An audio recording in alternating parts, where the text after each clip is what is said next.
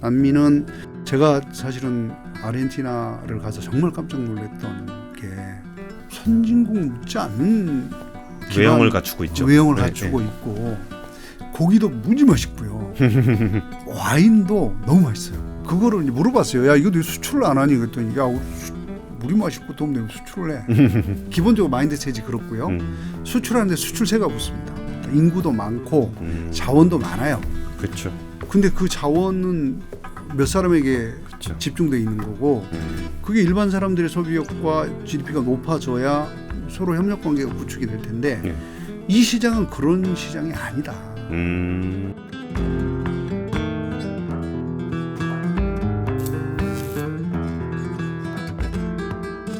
얼마 전에 그 가전제품 관련한 얘기를 좀 기업에 계신 분들하고 얘기를 나누다가 그 냉장고, 에어컨 이런 거는 한국도 잘 만든다는 거예요.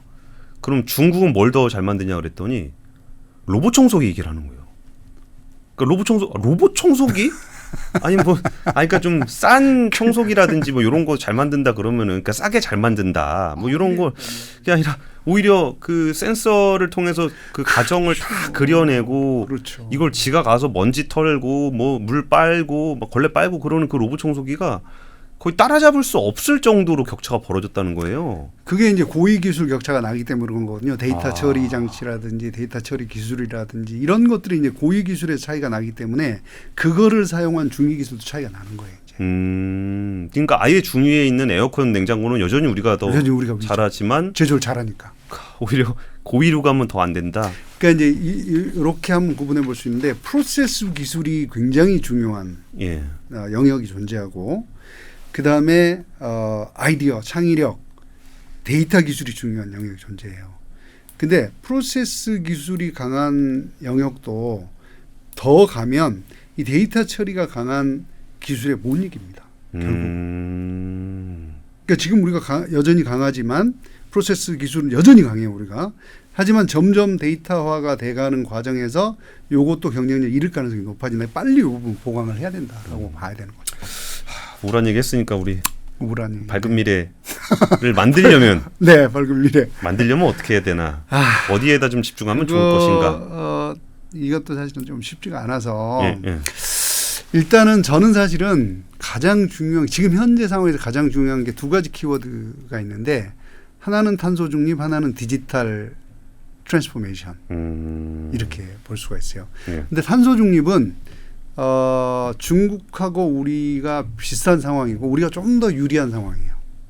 아무래도 덜 내보내니까 그런 게 아닐까요? 우리는 이미 좀 줄여오기 시작했고 근데 여전히 우리나라 기업들이 탄소 중립은 다 규제다라고 생각하고 있는 게 너무 안타깝고 최근에 이제 뭐 미국에서 알리백 그 글로벌 기업도 400개가 지금 가입을 했잖아요. 재생에너지 100%를 써라. 그렇지 않으면 수입을 안 할 거야 라고 이미 했는데 그 재생에너지는 원자력이 안 들어가거든요. 근데 우리나라 에너지 믹스, 우리나라 에너지 구조가 사실 그렇게 되게 어려운 상황이라서 이 문제가 지금 사실 굉장히 중요한 관건으로 남아 있어요. 마지막에 이제 그 부분은 어떻게 해결할지는 뭐 좀 더 두고 봐야 되겠습니다만 어쨌거나 우리 재생에너지 늘려야 되는 거는 당연한 거예요. 그렇죠. 근데 기반은 돼 있고 중요한 거는 그리드가 잘 안 만들어져 있어서 만들어진 전력을 보낼 방법이 없다. 못 쓰죠. 그래서 요거를 저는 뭐 이제 수소 쪽으로 한번 해보자. 뭐 그것도 얘기가 복잡합니다. 그래서 저는 뭐 다이렉트 메탄올 방식을 주장을 하는데 어쨌거나 그렇게 해서 그 부분 해소를 하되 그거는 뭐 그렇게 가면 다른 나라하고 크게 차이 없이 갈 수 있을 것 같다는 생각인데 가장 직접적으로 영향을 받는 게 이 디지털 트랜스포메이션인 것 같아요. 아까 말씀드린 프로세스가 어떻게 데이터화 돼갈 수 있느냐를 결정하는 가장 중요한 요인이라서 그래서 이제 뭐 세계 이 디지털 경쟁력 관련된 순위를 발표하는 데들이 좀 있습니다. IMD라고 뭐 대부분 다 아실 거예요. 스위스에 있는 거. 2021년 발표를 보면 64개국 중에 우리가 12위입니다. 근데 재밌게도 여기서 중국이 15위예요. 그러니까 중국이 굉장히 많이 따라왔다는 얘기입니다. 이미. 그리고 이제 포용적 인터넷, 그러니까 얼마나 많은 사람들이 사용하느냐라고 보면 한국이 11위예요. 뭐 저기하고 경쟁 순위하고 큰 차이는 없습니다. 그렇죠. 여기는 뭐 인당으로 할 거니까 중국은 좀 빠져 있네요. 그쵸. 워낙 인구가 많으니까. 워낙 인구가 많으니까 빠져 있는 거고요. 그다음에 디지털 준비 지수로 보면 우리는 인프라는 잘 갖춰져 있다. 그래서 이제 다른 나라에 비해서 좀 높습니다. 일본 16위. 일본은 인프라가 뭐 거의 뭐 우리랑 그러니까. 더블 차이 인상. 그렇게 기술력이 좋은데도 디지털 쪽에서는 좀 확실히 더디네요. 안 써요. 그게 되게 재밌는 게 일본은 여권 자동 처리기 있잖아요. 이렇게 딱 찍으면 되는 거. 이거 쓸 때도 우리처럼 사람 없이 안 쓰는 게 안 쓰고 사람 하나씩 붙여요. 찍어주는 사람 붙여요. 찍어주는 사람 붙여요. 그래서 일본은 정말 참 특이한 나라다. 고용을 굉장히 중요하게 생각하는. 우리나라도 그 자동 주차 해놓고서 그 주차권 그 사람이 받아서 껴주고 막 사람이 껴주고. 오래 가진 않았지만. 근데 그거 있다가 다 없어졌잖아요. 그렇죠. 일본은 근데 이 디지털 쓰는 방식이 좀 달라서 우리랑 직접적으로 비교하면 좀 어렵습니다. 그 전통이 좀 있는 것 같아요. 이제 그런 차원에서 보면 우리가 12위라는 게 어떤 의미를 갖고 있나를 한번 볼 수가 있는데 이 인구 100명당 100메가bps 이상 이제 그 고정 광대역 가입자 수를 보면 대한민국이 40%로 1위입니다. 전 세계 1위입니다. 다시 말해서 인터넷 인프라 짱이다. 전 세계 1위. 어느 나라도 여기 우리나라 커버할 수가 없습니다. 조금 안타까운 건 저걸로 이렇게 보니까 인터넷 깔아놓고 유튜브나 보고 있다 뭐 이런 느낌도 좀 프로그래밍도 좀 하고 빅데이터도 처리하고 그래야 되는데 너무 세게 얘기하지 마세요. 쇼츠 보고 있고 그게 사실은 가장 아픈 데를 훅 찔르면 어떡합니까? 근데 아무튼 인프라는 뭐 기가 막히게 잘 돼 있다. 이게 실제로 우리나라는 이제 기가 네트워크를 쓰기 시작을 했잖아요. 그렇죠. 근데 미국은 2025년까지 100메가bps 전체를 50% 이상을 까는 거가 목표고요. EU도 마찬가지입니다. 그러니까 여기 이제 100메가bps만 해도 우리나라랑 차이가 많이 나는 거죠, 사실은. 그렇죠. 그러니까 네트워크라는 측면에서는 너무 대한민국이 잘 발달돼 있다. 이렇게 얘기를 할 수가 있을 것 같아요. 사실 제가 뭐 우리 국민들을 폄하하는 건 아니고 아무래도 좀 인구 밀도가 좀 높으니까 그 국토가 좁고 그럼 통신망 깔기가 사실 미국보다는 좀 수월한 측면은 비교가 안 되죠. 비교가 안 되죠. 그리고 또 우리나라는 그 통신사 세 곳에 이제 정부 입김이 워낙 강해서 안 깔면 알지 뭐 이런 것도 있고. 근데 이게 놀랍습니다. 한번 보십시오. 여기 그 미국은 그렇다 치고요. 인구 우리보다 훨씬 작은 스위스, 스웨덴, 포르투갈 이런 나라들보다 우리가 훨씬 높잖아요. 뭐 핑계 대면 뭐 스위스는 산이 많은가 보다, 뭐 스웨덴은 날이 추운가 보다. 근데 압도적으로 높긴 하네요. 격차로 보더라도. 격차로 압도적으로 높죠. 이게 정말 잘한 정책이다. 이 독일 같은 나라보다 독일 우리나라보다 뭐 크죠. 큰 나라긴 하지만 차이가 어마어마하게 나잖아요. 그러니까 기술 강국임에도 불구하고 그러네요. 디지털 우리가 아무튼 인프라는 뭐 짱이다. 그런데 문제는 이제 이거죠. 어떻게 쓰느냐. 사실은 디지털 트랜스포메이션 그러면 제일 먼저 오는 게 이제 우리가 뭐 아까 센서 말씀하셨잖아요. 클라우드 컴퓨팅이에요. 왜냐하면 어디서나 접속할 수 있고 어떤 형태든 보관할 수 있고 이게 되려면 클라우드 컴퓨팅이 확보가 돼야 되거든요. 그거를 많이 해야 이게 경쟁력이 높구나 활용을 잘하는구나. 그리고 뭐 우리 IoT에서 데이터 막 모아갖고 한다 그래 이거 언제 중앙 집중식으로 합니까? 클라우드로 해서 바로 거기서 써야죠. 이런 것들이 이제 지표라서 보면 뭐 우리나라가 지금 아주 밑에 있습니다. 그러네요. 특히 이제 중소기업 수준 잘하는 데하고 잘하는 나라들 있잖아요. 50%, 30%, 40%대 되는 요 나라들하고 이걸 보면 중소기업 차이가 많죠. 근데 주변에서 봐도 중소기업 중에 클라우드 컴퓨팅을 쓰는 데를 많이 못 본 것 같기는 해요. 그래서 제가 맨날 하는 얘기가 중소기업들한테 아니 인력도 없고 돈도 없는데 뭐 하려고 시스템을 직접 만들려고 그러세요. 그냥 클라우드 쓰세요. 우리 대기업들도 자기 것만 고집하거든요. 그래서 이렇게 되는 거예요. 우리는 사실 여기 클라우드 컴퓨팅 쓸 때 가장 중요한 건 개방성이에요. 개방성. 뭐 옛날에 누가 그런 얘기했죠. 삼성동물원, 현대동물원, 뭐 LG동물원 자기네들끼리만 논다는 거예요. 그거 하나 그냥 사파리 크게 만들면 되는데. 그래갖고 예를 들면 자기가 다 해야 돼. 뭐 나는 제조도 있고 서비스도 있고 유통도 있고 뭐 데이터 컴퍼니도 있고 IT 컴퍼니 다 해야 돼. 금융도 있고 다 해야 되는 거예요. 그러니까 이제 개방성이라는 게 내 데이터 남 보여주는 건 아니잖아요. 그렇죠. 그렇죠. 그게 아니고 내가 남의 거를 쓸 수 있는 자세. 남의 서버 컴퓨팅 파워를 사용할 수 있는 바깥에 있는 걸 쓰는 내가 굳이 안 만들어도 되니까 이런 건데 이런 게 너무 약하다. 지금 우리가 아까 우리가 인프라 차원에서 이 독일하고 비교 안 된다 그랬잖아요. 예. 그런데 클라우드 컴퓨팅 차원에서 보세요. 독일이 여기 있잖아요. 우리보다 훨씬 높잖아요. 이런 거를 보면 우리 사회가 아직도 굉장히 폐쇄적이구나. 이런 생각을 해볼 수가 있습니다. 예. 그리고 많은 분들이 클라우드 컴퓨팅 그러면 보안 얘기를 해요. 그렇죠. 근데요. 개별 기업 서버가 털리는 건 봐서도 클라우드 컴퓨팅 서버가 털리는 거 봤습니까? 어렵습니다. 이거는. 사실 저 그 얘기도 들었어요. 이제 각각 집에서 발전하는 거하고 발전소에서 발전하는 그렇죠. 거하고 뭐가 더 안전하냐. 우리 집에서 하는 게 훨씬 안전하냐. 아니, 우리 집에서 하면은 내가 하는 건데 언제 사고 나도 사고 날 수 있는 거잖아요. 근데 중앙 집중화가 돼 있으면은 그거를 안전 설비 같은 경우도 훨씬 더 많이 깔았을 거고.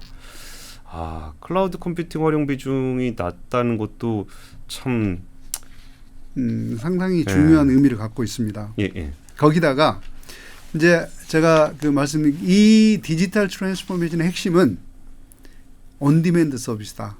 즉 고객이 원하는 시점에 원하는 장소에서 원하는 형태로 그들이 갖고 있는 문제를 풀어줘야 돼요. 다 개별화된 서비스가 필요합니다. 예. 과거처럼 대량 생산을 해서 뭐 실버 블렛 하나 갖고 뭐 모든 문제를 해결하는 이게 불가능하다는 얘기예요. 예.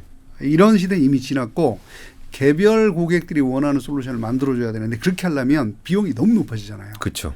그걸 해결하는 유일한 방법이 디지털 트랜스포메이션이다. 그중에서도 핵심 솔루션 중에 하나가 CRM이다. CRM이 뭐죠? 커스터머 릴레이션십 매니지먼트. 고객이 이 고객을 이해하고 고객이 필요한 문제를 찾아내고 그들이 필요한 솔루션을 찾아내는 솔루션. 이게 CRM인데 우리는 매우 낮아요. 매우. 그러니까 우리나라 기업들이 우리는 고객 중심입니다. 맨날 얘기하는데 말만 고객 중심이야. 실제로 내가 필요한 솔루션을 잘 안 만들어줘요. 그래서 우리 이제 뭐 삼성에서 그런 거 나왔잖아요. 그 비스포크 서비스. 네, 비스포크. 아시죠? 냉장고, 에어컨, 그렇죠. 냉장고, 에어컨, 세탁기 뭐 각종 가전을 요거 그러면 색깔 딱 맞춰갖고 탁 높이도 맞추고 앞으로 튀어나오는 거 줄이고 막 이런 거 탁 해주거든요. 이런 방식의 서비스가 이제 온디맨드 서비스예요. 예를 들어서 아까 아디다스 뭐 물론 실패하겠습니다만 내 발에 가장 맞는 나의 움직임에 가장 잘 맞는 신발 그걸 내가 주문을 만들어 준다는 거죠. 버버리 우리가 이제 버버리 그럼 바바리 코트 뭐 이런 얘기 하잖아요.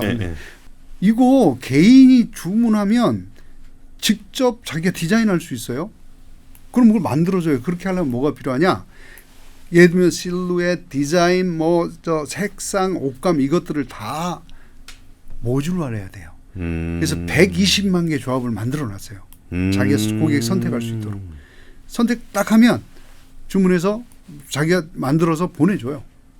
시멘스 이게 이제 의료기기라든지 뭐 이런 거 터빈 이런 거 만드는 데거든요. 거기가 이제 디지털 트윈을 쓰는데 고객이 디자인을 해요. 그리고 주문을 합니다. 그러면 24시간 이내에 99.7%가 만들어져서 이게 그런 거죠. 우리가 그 소품종 다량 생산을 하는 이유가 뭔가 비용을 아껴서 원가 경쟁력을 높이는 건데 이거를 있는 그대로 다품종 소량 생산으로 가면 비용이 확 올라가 버리니까 우리는 안 하는 거고 못 하는 거죠. 그러니까 이제 고객 수요에 대응하기가 좀 어려운 건데 이거를 고객 수요에 대응하면서도 원가를 낮추는 것이 디지털 트랜스포메이션. 그 핵심은 어떻게 그걸 제가 가치 원가 딜레마라 그러거든요. 가치 원가 딜레마. 네. 야, 아니 지금 이 설명을 듣고 그거를 지금 얘기를 했단 말이에요 지금. 제가 눈치밥은 있습니다. 너무한데. 가치 원가 딜레마라 그러는 건데 그렇기 때문에 못 하는 겁니다. 근데 이미 이 디지털 트랜스포메이션이 많이 된 기업들은 그렇게 가고 있다는 거예요. 다 주문 생산인데 옛날처럼 오래 걸리지 않고 바로 만들어주는 거. 이 구조로 가려면 디지털 트랜스포메이션 반드시 해야 돼요. 그 중에 핵심 중에서 소프트웨어 하나 아까 얘기한 클라우드 컴퓨팅과 이 CRM 소프트웨어. 물론 여기에 이제 디지털 트윈이라고 하는 이제 복잡한 개념이 들어가는데 그거는 혹시 다음에 시간이 되면 제가 한 번 더 말씀드리는 걸로 하고 이런 거고요. 그다음에 이제 또 하나가 이커머스. 우리나라는 이커머스 강국이라 그러잖아요. 2020년을 기점으로 2020년 8월 이 메이저 오프라인 그 유통사들 뭐 이마트며 이런 데들 있잖아요. 요거가 온라인 판매가 오프라인 판매를 넘어섰어요. 그렇죠. 그리고 지금은 이제 조만간 온라인 판매가 더 많아질 거예요. 오프라인 판매보다. 그런데도 신기하게 우리나라의 이커머스를 활용하는 기업의 숫자가 상대적으로 낮습니다. 38% 전체. 대기업 38%만 이커머스를 적극적으로 활용을 하고 있다 그러고요. 중소기업은 20%만 적극적으로 활용하고 있다. 중소기업은 비슷해요. 전 세계적으로. 대기업들이 낮은 거죠. 근데 제가 여기서 이게 통계에 대한 얘기를 좀 자꾸 여쭤봐서 좀 죄송하긴 한데 이게 B2C만 한 거겠죠? B2C, B2B. B2B도? 네. B2B도 이커머스를 많이 해요? 많이 하죠. 왠지 우리나라가 좀 제조 기업들이 많다 보니까 우리나라는 제조 기업들 B2B의 이커머스 잘 안 합니다. 그러니까요. 네. 네. 뭐 거기 우리 원청에다만 납품하면 돼요. 이제 제가 사실 미국에서 공부할 때 제일 많이 연구했던 것 중에 하나가 온라인 마켓플레이스인데 B2B 마켓플레이스예요. 버티컬 마켓플레이스. 그다음에 이제 우리 그 MRO라는 거 있잖아요. 메인테넌스, 리페어, 뭐 오퍼레이션 하는 유지 보수하고 뭐 이런 거 MRO 마켓. 그때 당시도 미국은 2002년 요 무렵 2000년 요 무렵도 거기 엄청나게 확산이 됐어요. 거래를 다 온라인으로 합니다. 그렇죠. 뭐 오피스 디포, 서브원 그런 거 하고 그다음에 뭐 재설계도 뭐 이런 거를 다 온라인 얹어서 저기 비딩하고 이제 옵션 이런 거 그런 거 다 하거든요. 우리 안 하잖아요. 이게 그런 건 술 한잔 하고 해야 되는 거 아닙니까? 우리가 거래 투명성, 갑과 을의 문제 해결하려면 이렇게 온라인으로 해버리면 되는 거예요. 우리나라도 꽤 많이 하고는 있는데 주요 대기업 아니면 잘 안 합니다. 그거를. 이게 사실은 그러니까 디지털 확산도 그만큼 낮다니 아까 말씀하신 대로 우리 유튜브 내가 그런 얘기하기 싫은데 인터넷 많이 활용도는 높은데 이래서는 안 쓴다. 그런 문제점이 있습니다. 자, 그래서 전반적으로 이제 요약을 해보면 많이 부족하다. 이런 거거든요. 그래서 이제 제가 이런 고민을 좀 해봤어요. 그럼 도대체 우리는 뭘 해야 되는 거야 이 상황에서? 그 첫 번째는 우리 뭐 갖고 경쟁하지? 어느 분야에서 경쟁을 할 거야? 이런 게 있고 두 번째는 어떻게 경쟁을 해야 돼? 세 번째로 그럼 어느 시장에 들어가야 되지? 이렇게 고민해 볼 수 있잖아요. 이제 뭐 갖고 하죠 우리가? 반도체? 우리는 3B라 그래서 반도체, 배터리, 바이오. 근데 반도체는 한글이다. 그래서 B가 아니다. 이거 오래된 유머인데. 죄송합니다. 아무튼 3B. 3B. 좋네요. 그래서 이제 이런 거예요. 자, 우리가 그 반도체라는 것도 앞으로 점점 더 좀 물론 우리가 하고 있는 이제 메모리 반도체 분야의 경쟁력이 중요하지 않다고 누구도 얘기 못 합니다. 굉장히 중요합니다. 집적도 높아지고. 근데 문제는 집적도가 높아져서 완결이 되는 순간 표준 제품이 돼버리기 때문에 이거를 경쟁력의 핵심으로 계속 가져가기 힘들어요. 사실은 삼성전자가 경쟁력을 지금까지 가져왔던 거는 수율이 어마어마하게 높기 때문이거든요. 그렇죠. 다른 나라랑 수율이 비교가 안 될 정도로 높습니다. 그만큼 우리가 생산 경쟁력이 뛰어나다는 거예요. 자, 그런데 시스템 반도체 높이겠다고 하는데 TSMC하고 격차가 좀 벌어지고 있고요. 미국이 리쇼링을 한다 그러면서 이제 인텔이 본격적으로 들어가기 시작하고 여기 지금 판도가 좀 바뀌고 있잖아요. 파운드리 쪽. 파운드리 쪽이 좀 바뀌고 있잖아요. 이거 과연 우리가 삼성이 경쟁을 가질 수 있을까? 저는 판을 새로 짜야 된다고 봐요. TSMC 같은 구조, 즉 삼성은 자기가 제품도 만들고 반도체도 생산을 하니까 경쟁자들이 누가 거기다가 주문을 넣냐? 주문을 하겠어요. 아예 독립적으로 새로 만들거나 이런 구조로 하고 그다음에 중요한 거 파운드리가 성장을 하려면 AP를 만드는 회사들이 디자인하는 회사들이 여러 가지 있어요. 생태계가 만들어야 되잖아요. 그렇죠. 우리 이게 결정적으로 취약합니다. 이 부분의 인력, 반도체 인력 키운다 그럴 때 이 부분 석박사 인력을 좀 많이 키워야 돼요. 그런데 여기는 문제가 누군가한테 받아야 될 거 아니에요. 그렇죠. 이게 글로벌 네트워크 있어야 될 거 아니에요. 예. 지금 없어요. 만든다고 될 문제가 아니란 말이에요. 그래서 이거를 장기간 플랜을 가지고 국가가 돈을 투자하겠다 그러면 사실 그런 방향으로 한번 해볼 필요는 있겠다. 예. 디스플레이는 중국이 지금 어마어마하게 따라왔어요. 예. 우리가 더 이상 경쟁을 가질 LCD는 이제 안 될 것 같습니다. LCD는 끝났습니다. 예. LED 잘 모르겠어요. 아직은 퀘스천. 네. 바이오 뭘 가지고 하지? 우리나라에 우리의 소재만으로 만든 신약이 지금까지 있었습니까? 뭐 있긴 있다고 전설로 들었습니다. 없습니다. 근데 뭐 팔리질 않아서 안 팔리질 않아서. 네, 별로 이렇게 팔질 않아서 그렇지 뭐 있긴 있다. 제가 알기로는 없습니다. 글로벌하게 인정된 신약 제로입니다. 뭐 FDA 승인을 뭐 지금 앞두고 있다, 뭐 임상한다 이런 얘기는 엄청 많이 나왔는데 아직까지 없죠. 그럼 뭘까? 건강기능식품? 건강기능식품 요새 중국 사람들이 좀 많이 사간다는 소식은 들리는데, 근데 사실 건기식이 뭐 핵심 경쟁력으로 보기는 조금 어렵죠. 안 됩니다. 예. 그래서 사실 이 부분도 패러다임을 좀 바꿔야 됩니다. 배터리 정말 기술 경쟁력을 우리가 가진다면 예. 지금과 같은 형태가 아닌 다른 형태, 리튬 이온이 아닌 전 배터리 전문가는 아니라서 예.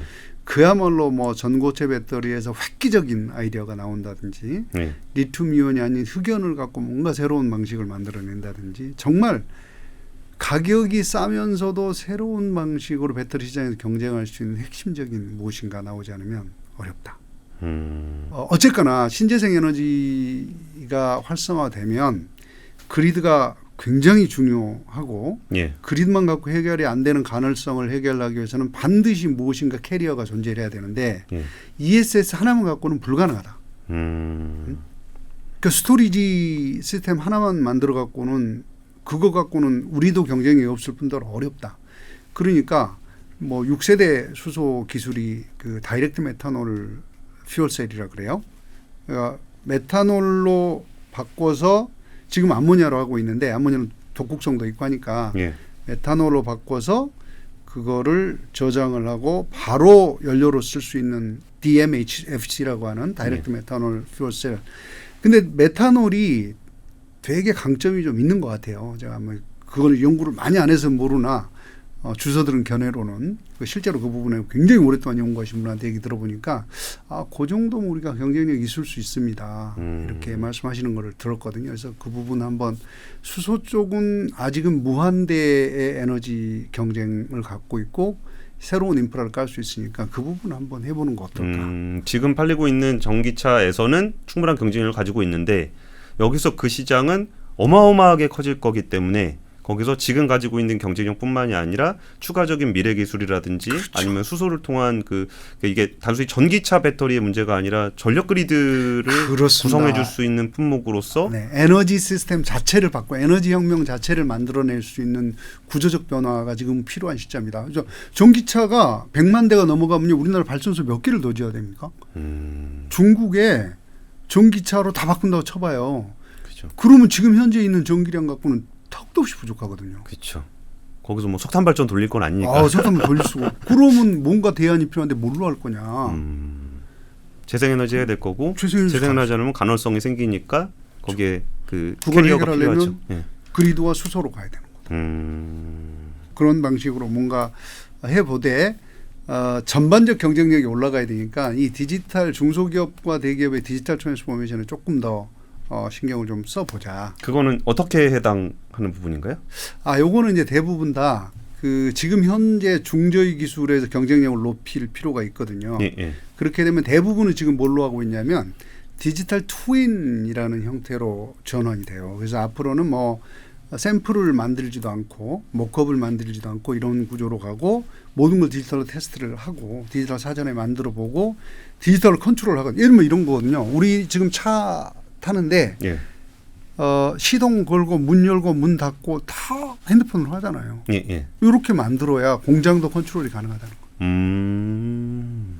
그 얼마 전에 이제 뭐 AI도 사실은 그 중에 하나인데 포스코에서 철강 제품을 만들 때 가장 어려운 게 고로의 열 관리예요.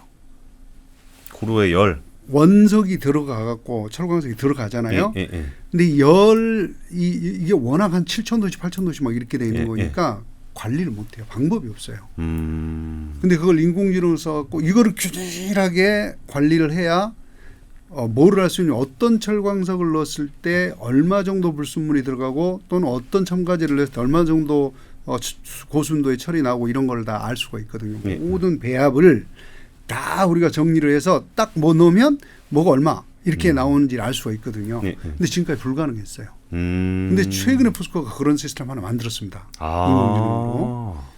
그래서 근데 이제 고로 위에 있는 이 여기 들어와 있는 열 관리가 제일 어렵다는 거예요. 그거는 컨트롤이 아예 안 되니까. 예, 예. 그거 할 수 있는 방법을 찾았고 그래서 어느 나라에서 들어온 철광석에 철광석을 어느 정도 열에서 어떤 이 뭐 첨가제를 집어 넣었을 때 어느 정도 순도의 철이 나온다라는 걸 이미 밝혀냈고 그래서 무려 뭐 4천억 원? 네, 예. 절감 효과를 가져왔다 그래요. 그만큼 철을 더 만들 수 있는 거죠. 오.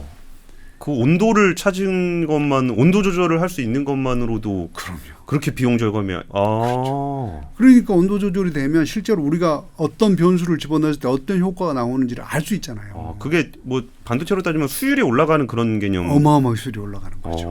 그러니까 지금까지 컨트롤하지 못했던 영역들을 디지털에서 데이터로 분석하고 컨트롤할 수 있게 하면 그 정도 생산 효과가 나온다는 거거든요. 그래서 사실은 우리가 이제 뭐 리쇼어링이라 그래서 이제 그 저위 기술들 나갔던 예.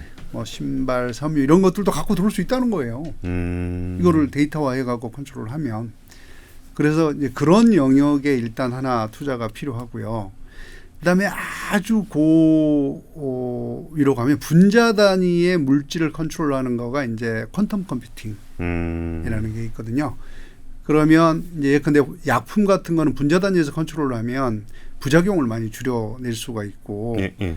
그다음에 소재를 융합했을 때 어떤 게 가장 효과 있는지 금방 알 수가 있거든요. 예. 그래서 바이오 산업에도 엄청나게 중요한 영향을 미칠 거고 근데 그런 쪽의 디지털 전환들이 빨리 좀 돈을 좀 더 투자를 하고 돼야 한다. 이런 얘기고 그렇게 함으로써 생산 효율성도 높아지는 거고 근데 그것만 하면 기존에 있는 거니까 결국 에너지 기반을 바꾸기 위해서는 수소라고 하는 측면에 좀 더 많은 투자를 해야 되고 그다음에 신소재 그거를 저장하고 활용하는 쪽에 신소재 쪽에 좀 더 많은 투자를 해야 될 필요가 있겠다 이런 생각인데 근데 문제는 이제 어디 가서 팔지?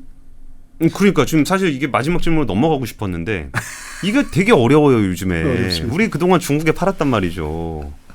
근데 이제 중국에서 파는 거를 미국에서 안 사준다 그러면 우리도 덩달아 장사를 못하는 상황이 되는데 그렇죠. 우리는 어디에다 팔아야 됩니까? 우리도 결국은 팔아서 달러 받아야 그렇죠. 굴러가는 경제 구조잖아요. 그렇죠. 예. 그래서 사실은 저는 중국을 무시하면 안 된다. 일단 중국은 계속 지켜봐라. 그리고 우리가 어쨌거나 중국하고는 똑같이 아까 제조 경쟁력의 싸움이라고 그랬잖아요. 예. 제조 경쟁력이 높아지면 중국 내에서도 경쟁력을 가질 수 있다. 그러니 그거는 버리지 말고 그냥 가져가되 최소한 우리가 미국하고 유럽 쪽 좀 더 신경을 써야 돼요. 그다음에 협력할 국가가 하나 있습니다. 지금 이제 떠오르는 인도. 그리고 사실은요 되게 재밌는 거 이 인도네시아가 인구가 많잖아요. 예. 거기 꽤 되죠. 3억 명. 3억 명 넘죠. 예. 이 시장을 아세안 시장을 무시하면 안 된다. 어차피 인도를 놓고 보면 아시안 시장도 같이 붙여가면 됩니다. 그래서 사실은 인도와 아시안 시장을 좀 더 포커스를 할 필요가 있다. 그래서 여기는 시장이 개발되는 단계부터 그러니까 원래 이제 혁신을 통해서 나오는 제품들은요. 예. 퀄리티가 좀 떨어질 수 있습니다. 그래서 초기에, 초기에 그래서 낮은 시장의 테스트가 같이 올라가는 필요가 있다. 시장과 같이 성장할 필요가 있다. 그래서 사실 그런 관점에서 이 두 시장을 좀 놓고 인도는요 디지털 역량이 굉장히 강합니다. 그렇죠. 거기도 참 신기한 나라죠. 그 개인들의 디지털 역량이 굉장히 뛰어난 나라죠.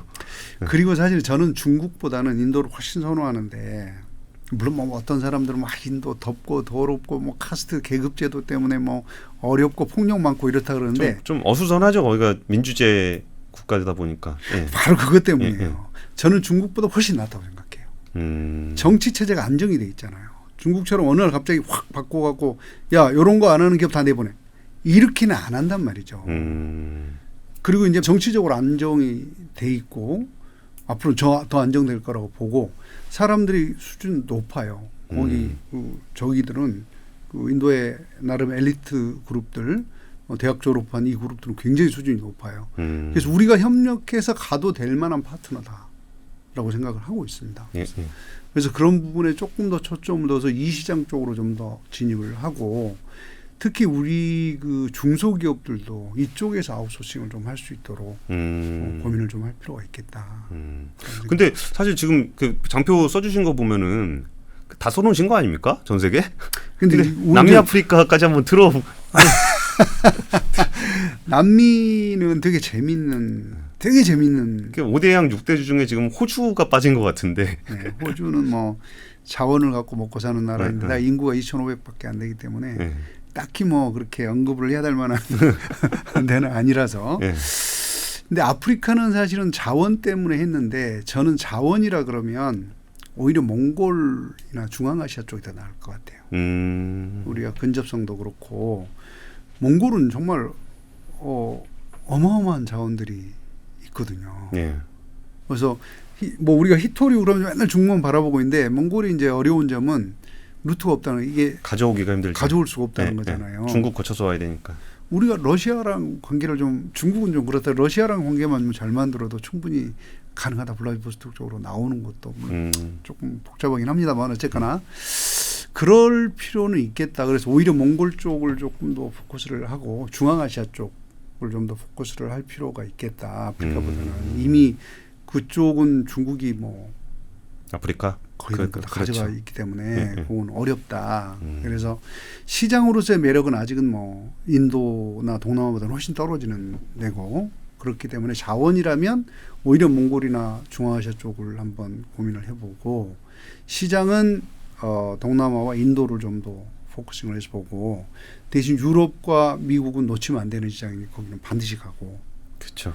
남미는 잘 모르겠어요. 호불호 갈리는 것 같아요. 남미는 제가 사실은 아르헨티나를 가서 정말 깜짝 놀랐던 게 와 얘들이 선진국 묻지 않는 어떤 외형을 갖추고 있죠. 외형을 갖추고 있고 고기도 무지 맛있고요.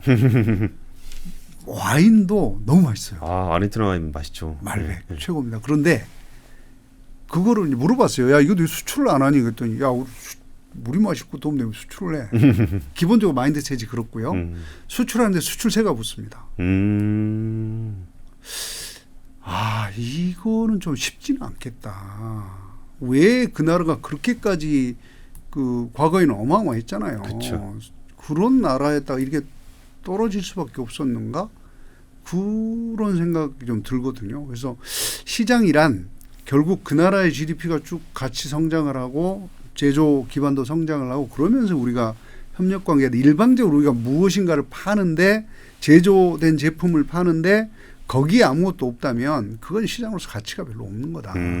서로 주고받을 게 있어야 되는 거지. 그렇죠. 우리가 그냥 팔기 좋다 이걸로는 의미 없다. 그래서 남미 시장은 상당히 부정적으로 저는 보고 있는 겁니다. 인구도 많고 자원도 많아요. 그렇죠. 근데 그 자원은 몇 사람에게 또는 몇몇 가문에게 그렇죠. 집중돼 있는 거고 그게 일반 사람들의 소비욕과 GDP가 높아져야 내 거를 소비해주고 자기네가 뭘 만들어 우리 중간재도 팔고 뭐 이렇게 서로 협력 관계가 구축이 될 텐데 예. 이 시장은 그런 시장이 아니다. 지금은. 그래서 만약에 우리가 여기를 진출한다면 아예 우리 기업들이 거기 가서 제품을 만드는 구조로 간다든지 이런 구조가 아니면 정말 여기는 교역 상대로는 조금 어려운 것 같다. 시장이겠다 이렇게 보고 있습니다. 알겠습니다. 우리가 참 글로벌 유동성부터 시작해서 지금 남미와의 교역 관련한 얘기까지 와봤는데 사실 중요한 거는 우리가 가야 되는 방향이라는 거는 사실은 되게 명확한 것 같아요. 근데 우리가 이걸 어떤 속도로 어떻게 갈 것이며 그 과정에서 발생할 수 있는 수많은 잡음들을 어떻게 극복해 나갈 것인가에 대한 것들이 중요한데 결국 이런 내용들에 대한 그 합의 그리고 이거를 또 돌파해낼 수 있는 추진력들이 좀 필요하지 않을까라는 생각이 듭니다. 참 2000년 이후에 글로벌 유동성은 우리나라에게 굉장히 큰 축복이 됐었던 것 같아요. 근데 그런 상황이 아니게 됐을 때 그 다음을 우리는 어떻게 준비해야 될지에 대한 이야기를 나눠봤는데요. 오늘 그 서강대 김용진 교수님과 함께 좀 우리나라의 미래 그리고 디지털 트랜스포메이션에 대해서 이야기 나눠봤습니다. 감사합니다. 네, 감사합니다. 초청해 주셔서. 복잡하고 어렵게 느껴지는 재무제표와 용어들. 친절한 투자 멘토 사경인 마스터가 매주 새로운 콘텐츠로 알기 쉽게 설명해드립니다. 재무제표 분석과 포트폴리오 구성, 뭐 양대 재무제표라고 그러면 대차대조표랑 손익계산서가 있거든요. 매수 매도 방법, 이렇게 사는 게 좋겠네. 이렇게 살면 좋겠다. 근데 이렇게 살려면 뭘 해야 되냐면요. 나머지 3분의 1은 놔둬봅니다. 어디까지 가는지. 실전 투자 팁까지 알려드립니다. 오직 3프로 멤버십에서만 만나실 수 있습니다.